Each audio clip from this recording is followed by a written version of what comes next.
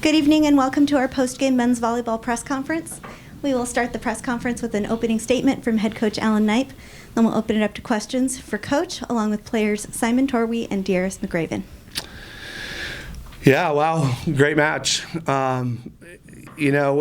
can get into the stats and we could talk about that, but in reality, it was just a very hard played match by everybody who played on both sides of the net, and that's not surprising at all to me that's how it was tonight. We were preparing for that kind of match, and I'm really proud of the effort to come back and play again as well as we did at times. And then when faced with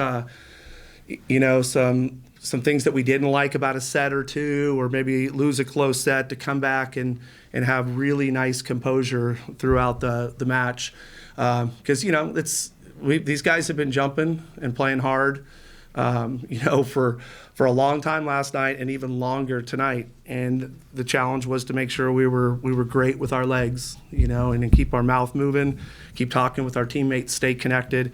And when things weren't perfect, we did that, and I was really, really proud of them. So it is fitting you have Darius and Simon up here, with 20 and a half blocks, and both these guys blocked a ton of balls for us tonight, and we needed all of them. So I'm proud of them, proud of all the guys. Nate Harlan, 2 nights out there, giving Clark a little breather, get him healed up on this off week. And but man, I can't say enough about what Nathan did. And we used a lot of different pieces tonight. I think some guys got in there and got kind of baptism by fire on some stuff, and I was proud of everybody's response. But before we go too much further and ask any questions, I want to give a huge shout out to Coach Bunsen and the men's basketball team for going to the NCAA tournament. Not a lot of things get my attention during a match, but that one did. And I am so fired up for those guys. And those are some amazing guys on that team. I've had a chance to get close with that group, and I'm fired up for that group. They deserve that, and hopefully they go and free it up and make a heck of a run. So congratulations to those guys, and go Beach on that. Simon, your thoughts on the men's basketball team going to the NCAA tournament? Well, before you came in, I told them that I would like to give a shout out to the team. Sorry, should have told me. I know. Yeah, let's go. Go Beach. Great day to be a beach student athlete. That's all I got. From the whole team, we're super proud of them. We see them training hard every single day. We're really close with them, and yeah, couldn't be happier for them. Simon, Coach mentioned, obviously how big your guys' block was tonight. You seem to me, I don't know you that well, but you seem to kind of be a showman on the court. You seem to really love those moments. You play to the crowd a lot. What's a night like that like for you when you've got 10 blocks and I see, you're looking at the student section, you're looking at the crowd, and, kind of feeling their energy coming back at you? Yeah. I don't want to be misunderstood, but I already told Coach I prefer a game like this where it goes to 5 sets, everything is close, and there's a lot of emotions. It's a packed pyramid. Well, shout out to all the fans that come. I prefer that over an easy 3-0 win. And those are the games that we're going to remember. And I prefer having to fight for it and having to show that we really have it and learning from it than just getting it given to us for free. In no way am I saying that we expected that from Hawaii. We know that those guys played hard. There's a lot of respect that goes towards the players on that program. And Hawaii showed up with a lot of fans too. You could almost think the pyramid was split between the teams. And that's an amazing environment to play in. And if you look a little bit down the road on the calendar, we're hoping that beginning of May it'll be the same thing. And we can just have amazing matches played here in front of people that love the sport and just have a lot of fun with it.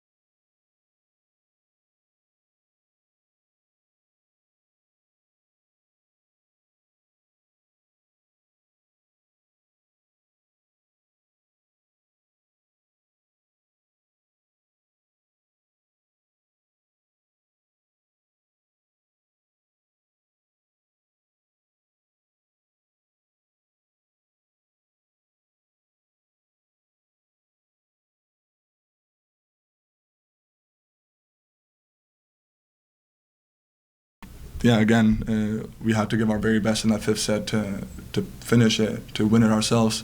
So, yeah, good for the Hawaiians.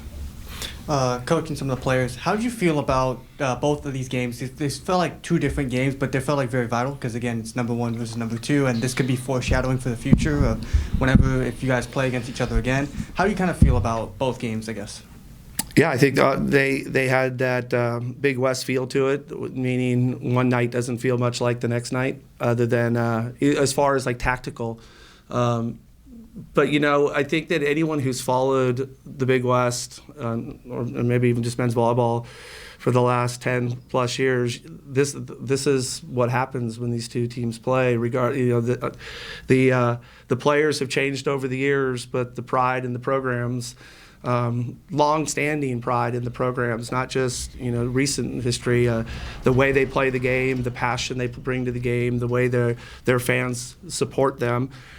This has become kind of the norm. So it's great volleyball, and it's played at the highest level. That team's trained really, really well, and I'd like to believe we are too. But when you combine that with how hard the teams played, that's must see. That's must see sports right there. So hopefully everybody who got to see it in person appreciates how hard the guys played. So yeah, it's good stuff. Darius, you're a Hawaii native. How exciting is it for you to get out there and get the start and make such a performance career high in blocks in front of the team that you probably grew up watching and probably have a lot of family here?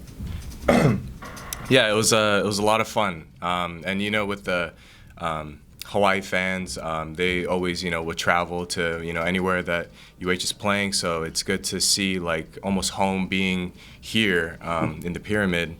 But it's really cool, especially with a lot of the players I grew up, playing against them too. And it's interesting to see, how much better we've all gotten, and to play like on the big stage now in a close game. It's really good to see, and it's almost inspiring just to see how far our hard work has been, taking all of us. Not even just our team, but even the guys on UH. And yeah, it's really exciting to see, and I can't wait to play them again. For Simon and Deere, as Coach mentioned, that was a lot of a lot of volleyball in the last 26 hours or whatever.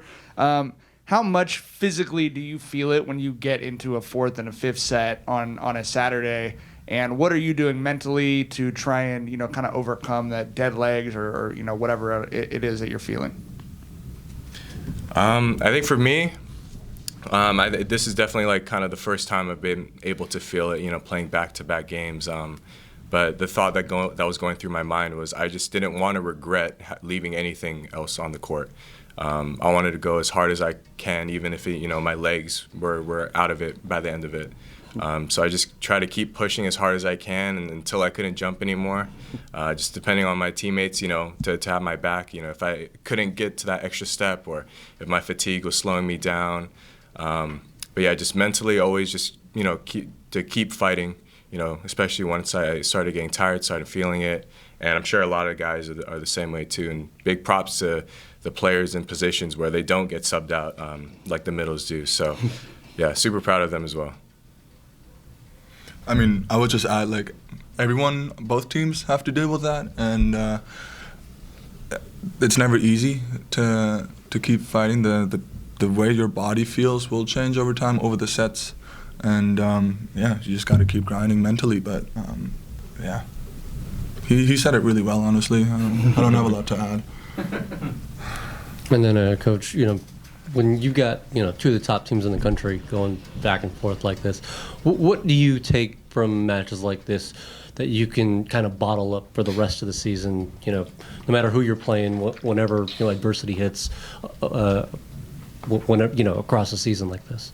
Oh yeah, I mean, there's so much you can take from wins. The way we dice up our games and talk about it, we'll take a ton from this.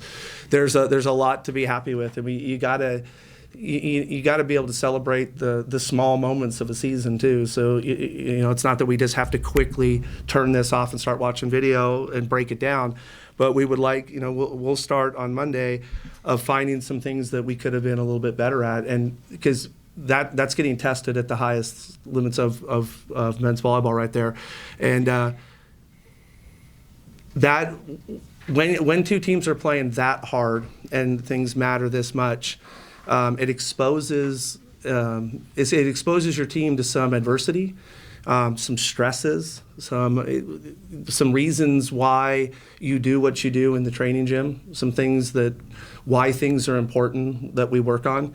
And we talk all the time about having a toolbox, and we work on things all week long and put tools in there. And we won't use every tool in the toolbox, but we're going to need probably all of them at some point during the season. And this weekend will allow us to put some tools in the toolbox. Coach, Skylar scored like 10-plus kills the past 2 games. How do you feel about his performance and how dominant, I guess, he played? Yeah, Skylar was an absolute beast all weekend in every part of the game. He's an opposite right for us. We were having a pass. He blocks on either pin. He bangs his serve. He hits from the front row, the back row. He blocked. He hits 6 blocks. He digs balls like a small outside hitter or a libero, and he can set if we need him to. He's a pretty talented player, and I think people are just starting to figure that out the more they watch him play. But there was times throughout the last 2 nights that we jumped on his back, and he carried us from the end line sometimes, and he carried us offensively, and he does it so effortlessly and with no stress. He just shows no stress ever, and he makes it very easy for these guys to play with him, and he makes it really easy to coach them. Thank you, guys. Awesome. Thank you. Thank you.